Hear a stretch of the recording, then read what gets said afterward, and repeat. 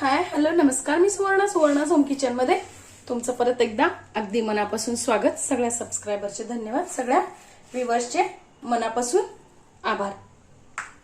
मी आज तुम्हाला खूप छान अशी साधी सिंपल की काहीच नाही त्यात म्हटलं तर रेसिपी अगदी सिंपल आहे आणि त्यात काही विशेष पण नाहीये, तरी पण मी का दाखवतीये तर मी त्यासाठी दाखवतीये की इतकी साधी सिंपल रेसिपी आपण अगदी 5 मिनिटात घरी इतकी सुंदर पद्धतीने करू शकतो. तरी सुद्धा खूप जणी काय होतं, बाहेरनं धने जिऱ्याची पावडर विकत आणतात. मी तुम्हाला आज धने जिऱ्याची पावडर दाखवणार आहे. खूप जणी काय करतात ना, धने जिऱ्याची पावडर विकत आणतात, पण जेव्हा आपण ती धने जिऱ्याची पावडर विकत आणतो ना, तेव्हा काय होतं, ती खूप दिवसाची असते, तिचा वास पूर्ण उडून गेलेला असतो आणि सगळ्यात महत्वाचं म्हणजे काही वेळेस त्यात भेसळ सुद्धा येते. तर ही इतकी साधी सिंपल पण भरपूर अशी उपयोगाची धने जिऱ्याची पावडर मी तुम्हाला कशी बनवायची ते दाखवणार आहे. त्याबरोबरच दाखवणार आहे मी आज वेलची पूड, वेलची आणि जायफळ घालून वेलची पूड सणावाराला आपण कशी करून ठेवू शकतो. या दोन्ही गोष्टी खूप साध्या सिंपल आहे, पण जेव्हा आपण त्या घरात करून ठेवतो ना, त्याचा उपयोग खूप होतो. आता धने जिऱ्याची पावडर आपण अगदी साधं वरण केलं आणि त्याच्यात थोडीशी जरी टाकली ना, तरी ते वरण अप्रतिम असं चवीचं लागतं, खूप सुंदर लागतं. साधी खिचडी जेव्हा आपण करतो ना, तेव्हा नुसती साधी धने जिऱ्याची पावडर जरी आपण टाकली ना, तरी त्या खिचडीला अतिशय टेस्ट येते, खूप छान अशी चव येते. अजून एक धने जिऱ्याची पावडर घेतली ना, तुमचे बरेच प्रॉब्लेम सॉल्व्ह होऊ शकतात.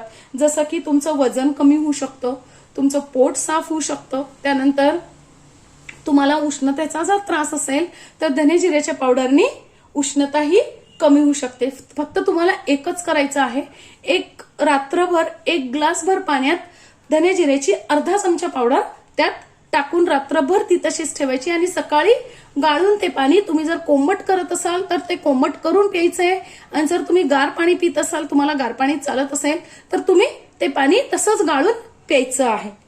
खूप अशी अगदी साधी सिंपल रेसिपी पण खूप तुमच्या उपयोगाची आहे, अशी मी तुम्हाला आज ती करून दाखवणार आहे. आणि दुसरी माझी रेसिपी मी आज तुम्हाला दाखवणार आहे वेलची पूड. तर कुठल्याही प्रकारचा गोडाचा पदार्थ आपण करतो ना, त्यावेळेस पटकन आपल्याला वेळ जात नाही, पटकन आपण एखादा चमचा वेलची पूड जर त्यात टाकली तर त्या पदार्थाला खूप सुंदर अशी टेस्ट येते. आणि जेव्हा आपण हे पदार्थ बाहेरनं विकत आणतो ना, त्यावेळेस आपला भरपूर पैसा जातो आणि आपल्याला हवा तशी ती वस्तू मिळत पण नाही. तर चला तर मग सुरुवात करूया. त्यासाठी मी इथे घेतलेले आहेत 1/2 किलो धने, म्हणजेच 250 ग्रॅम धने घेतलेले आहेत आणि 100 ते 125 ग्रॅम जिरे घेतलेले आहेत. जितके तुम्ही धने घ्याल त्याच्या निम्मे जिरे घ्यायचे आहेत.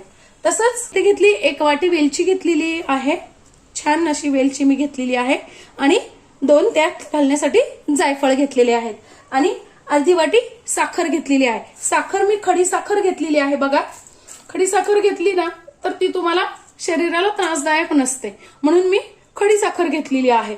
तुम्ही बिना खडी साखरेची म्हणजे साधे साखर चालत असेल तर साधे साखरेची पण करू शकता, पण खडी साखरेने ही चव पण खूप छान येते आणि खडी साखर आपल्याला फायद्याची पण असते, म्हणून मी खडी साखर घेतलेली आहे. तुम्ही नुसती वेलची आणि जायफळाची पूड पण करू शकता, साखर घातलीच पाहिजे असं काही नाही, नुसती वेलची जायफळाची पूड सुद्धा छान होते. धने छान भाजून घ्यायचे आहेत. मी धने छान निवडून स्वच्छ करून घेतलेले आहेत.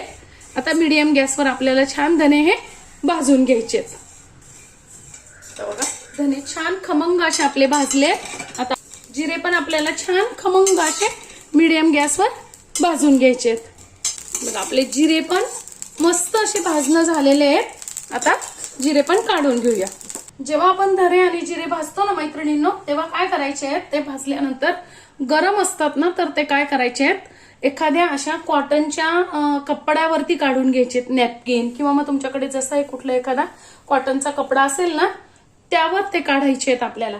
म्हणजे काय होतं, धने आणि जिरे खूप गरम असतात आणि त्याला एक प्रकारची वाफ येते.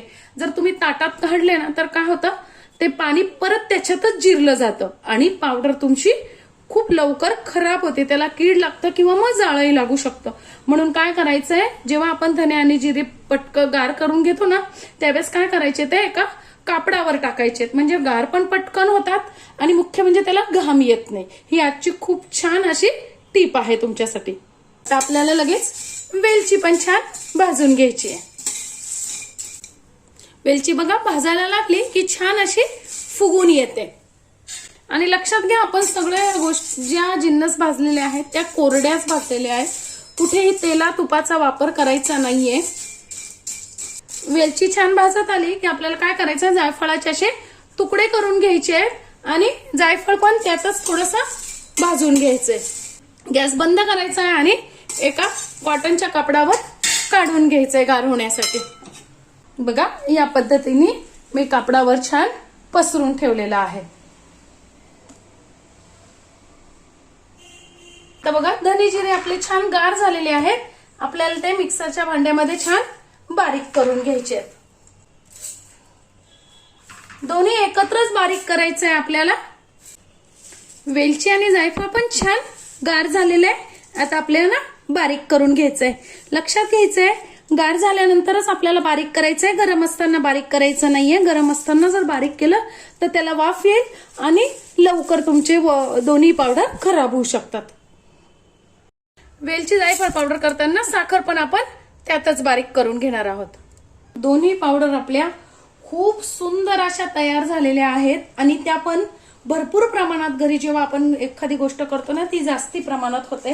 मस्त अशा दोन्ही पावडर, वास तर इतका अप्रतिम सगळ्या घरात येतोय.